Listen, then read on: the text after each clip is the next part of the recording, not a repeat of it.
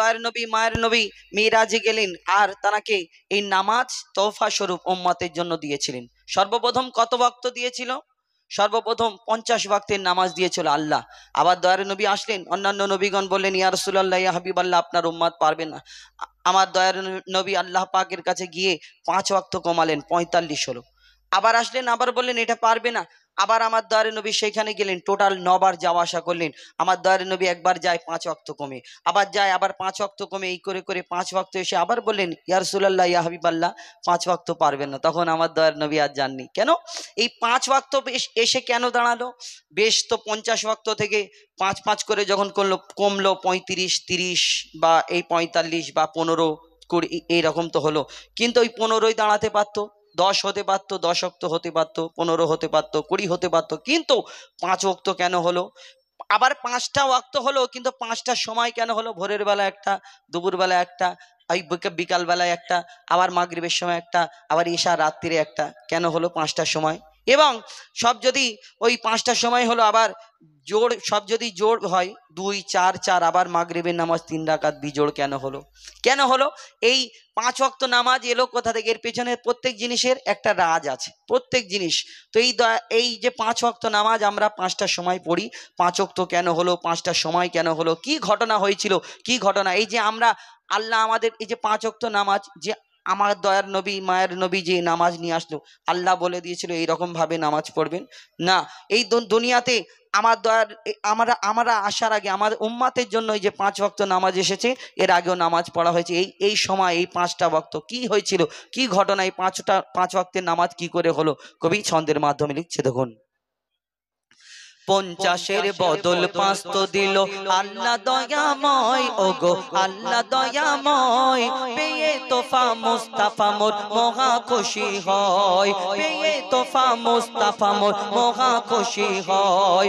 ওই ফজর জোহর আসর মাগরিব ঈশা কেন হয় বলো, ঈশা কেন হয়?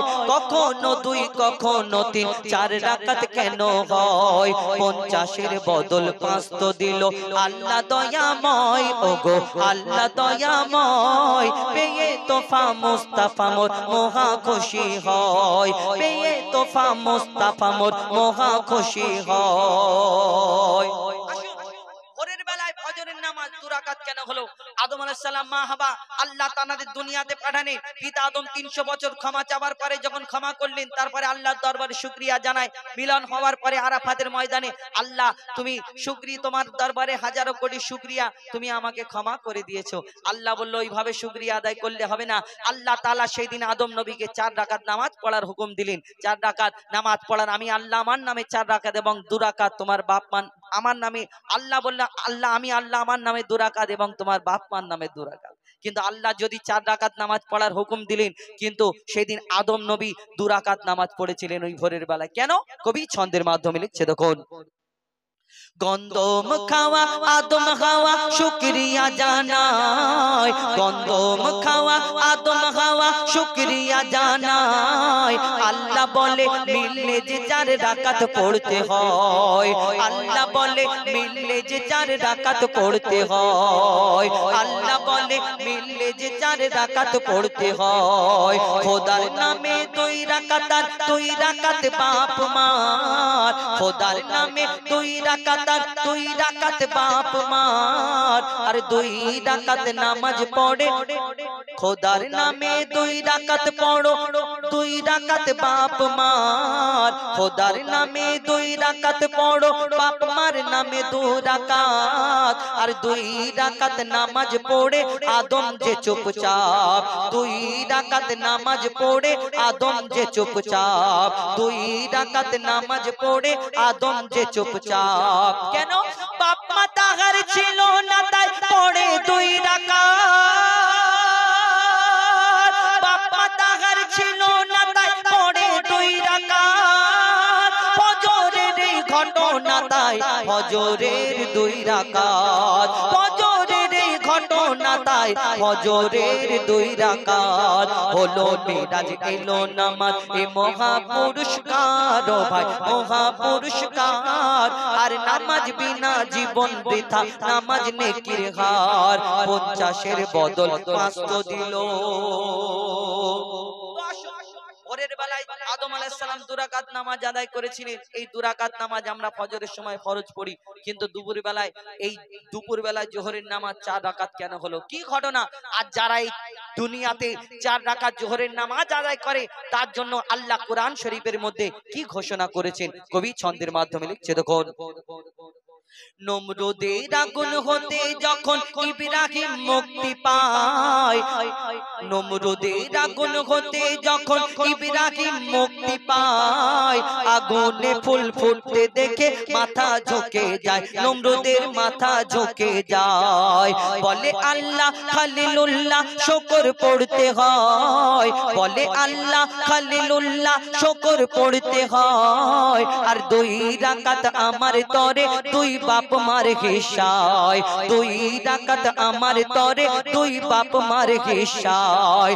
দুপুর বেলা খলিলুল্লাহ নামাজ পড়ে নেয়, দুপুর বেলা খলিলুল্লাহ নামাজ পড়ে নেয়। তার নাম যে জোহর পেল কদর কোরআনের পারায়, তার নাম যে জোহর পেল কদর কোরআনের পারায়। এই জোহর নামাজ আদায়কারী সে মোর প্রিয় হয়, ওগো সে মোর প্রিয় হয়। তার গায়ের পশম খোদার কসম দোজখ না জ্বালায়। 50-এর বদল 5 তো দিল আল্লাহ দয়াময়, ওগো আল্লাহ দয়াময়। পেয়ে তোফা মুস্তাফা মোর মহা খুশি হয়, পেয়ে তোফা মুস্তাফা মোর মহা খুশি হয়। একটু ইকোটা কমিয়ে দিন, ইকোটা, হ্যাঁ ইকোটা একটু কমিয়ে দিন। আমাদের এমনি পেলেন একটু মানুষ যেন বুঝতে পারে আমাদের গজলগুলো কেন ঘটনামূলক গজল, তো আপনি আপনার কাজ করছেন, কিন্তু আমাদের একটু নিয়মটা আলাদা। আপনারা হয়তো অন্যান্য শিল্পীদের সঙ্গে কাজ করেছেন, একটু ইকো লাগে, রিপিট লাগে। আমার একটু প্লেন টাইপের হলে ভালো, হালকা ইকো হলে চলবে। তো দুপুর বেলায় জোহরের নামাজ আদায় করেছিলেন ইব্রাহিম আলাইহিস সালাম, এবং কোরআন শরীফে আল্লাহ পাক রব্বুল আলামিন যারা জোহর নামাজ আদায়কারী তাদের জন্য কি ঘোষণা করলেন। এবার আসুন বিকাল বেলায় 4 রাকাত নামাজ, আসরের নামাজ 4 রাকাত কেন হলো, কি ঘটনা, এবং কবি ছন্দের মাধ্যমে লিখছে দেখুন। 40 দিন মাছের পেটে ছিল ইউনুস নবী, আর মুক্তি দিয়ে বলে খোদা নামাজ পড়ে নেবে, ইউনুস নামাজ পড়ে নেবে, ইউনুস নামাজ পড়ে নেবে। আল্লাহর নামে 2 রাকাত পড়ো, 2 রাকাত বাপ মার, আল্লাহর নামে 2 রাকাত পড়ো, 2 রাকাত বাপ মার। আর 4 রাকাত নামাজ পড়ে ইউনুস শুকরিয়ার, 4 রাকাত নামাজ পড়ে ইউনুস শুকরিয়ার। এই নামাজ যখন পড়ে তখন বিকাল বেলা, এই নামাজ যখন পড়ে তখন বিকাল বেলা। আধার আলো আকাশেতে করছিল যে খেলা, তখন আধার আলো আকাশেতে করছিল যে খেলা। ও কি মারে নেকি তোমার এই আসরের বেলা রে ভাই, এই আসরের বেলা। আর তওবা করো নামাজ পড়ো জপো তাসবিহ মালা। 50-এর বদল 5 তো দিল, 50-এর বদল 5 তো দিল। মাগরিবের নামাজ 3 রাকাত কেন হলো, বিজোড় হলো কেন? কোরআন শরীফের মধ্যে যেমন তাফসীরকারীদের মধ্যে মতভেদ রয়েছে কিছু, আমার অনেক গজল, আমার একটি গজল শুনেছেন যে আসহাবে কাহাবের ঘটনা, সেইরূপ এই হাদিসের মধ্যে অনেক মতভেদ রয়েছে। কোন কোন কিতাবের মধ্যে এসেছে কোন একজন নবী নামাজ পড়তে পড়তে শরীর খারাপ অবস্থায় তিনি বসে পড়লেন 3 রাকাত, কিন্তু আমার কবি ছন্দের মাধ্যমে লিখছেন ঈসা আলাইহিস সালাম তিনিও কোন কিতাব থেকে সংগ্রহ করে লিখেছেন।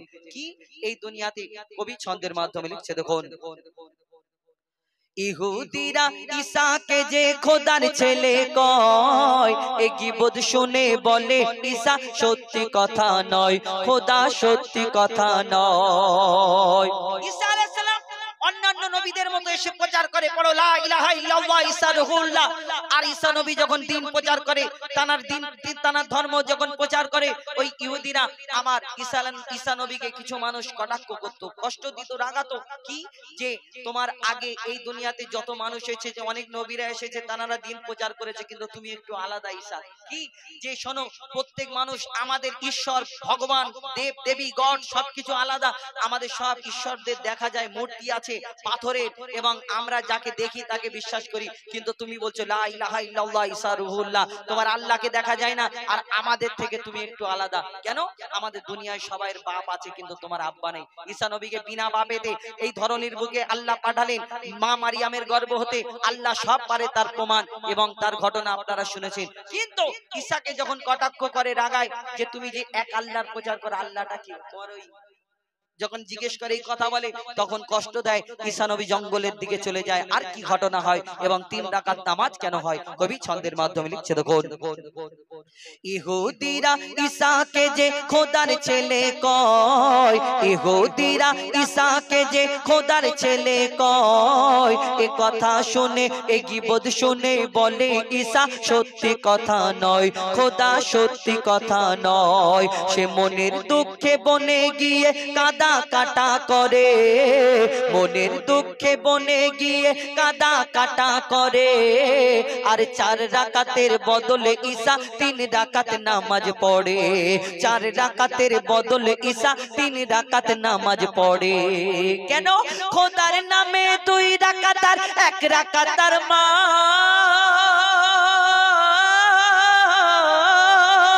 খোদার নামে 2 রাকাত আর 1 রাকাত তার মার, আর বাপ ছিল না 3 হলো তাই হলো না যে 4, তার বাপ ছিল না 3 হলো তাই হলো না যে 4।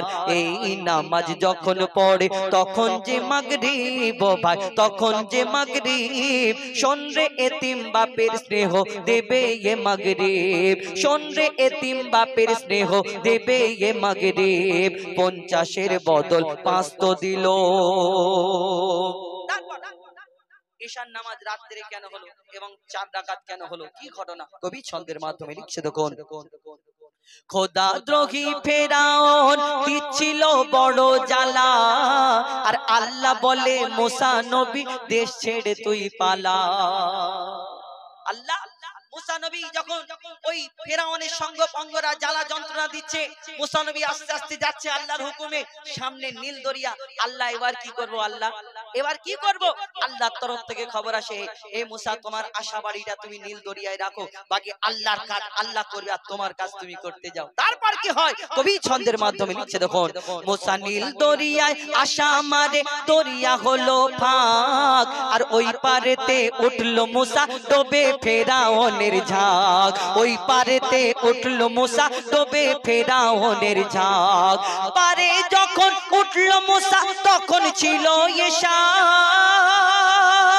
পারে যখন উঠলো মুসা তখন ছিল ঈশা, আর আশা তুলে মুসা পড়ে 4 রাকাতের ঈশা, সেদিন আশা তুলে মুসা পড়ে 4 রাকাতের ঈশা। এই ঈশার নামাজ এত মহৎ এত ফাজিলাত ভাই, এত ফাজিলাত, আর 4 রাকাত পড়লে হয় সারা রাতের ইবাদত, 4 রাকাত পড়লে হয় সারা রাতের ইবাদত। 50-এর বদল 5 তো দিল আল্লাহ দয়াময়, ওগো আল্লাহ দয়াময়।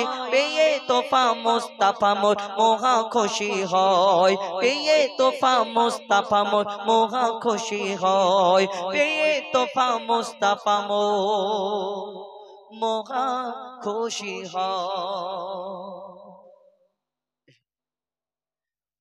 মহা খুশি হবে আমাদের যুব কমিটি, ওদের যুব কমিটিকে নিয়ে যে গজলটা ফরমাইশ তো অনেক আছে, কালাম তো অনেক আছে, কালাম ভাই এই কালামটা হয়ে যাক কমিটি নিয়ে, কমিটি নিয়ে, কমিটি নিয়ে। আর ঝগড়াটা শেষেই না হয় হবে, ঝগড়া করতে করতে বাড়ি যাবো। না না না, শেষে একটু আছে, এটা হয়ে যাক কমিটি। অনুগ্রহ করে শুনবেন, খাগড়া যুব কমিটির যত সদস্য আছেন, আমি সবার নাম জানি না, জানা সম্ভবও নয়, আপনাদের সকলকে মঞ্চে আমন্ত্রণ জানাচ্ছি। খাগড়া যুব কমিটির যত সদস্য আছেন, কুদ্দুস কুদ্দুস সব সদস্য মঞ্চে আসবেন। প্রচুর পরিশ্রম আমাদের ছেলেদের, প্রচুর খাটুনি, বড়দের প্রেরণা, মুরব্বীদের প্রেরণা, আর এদের হাড় ভাঙা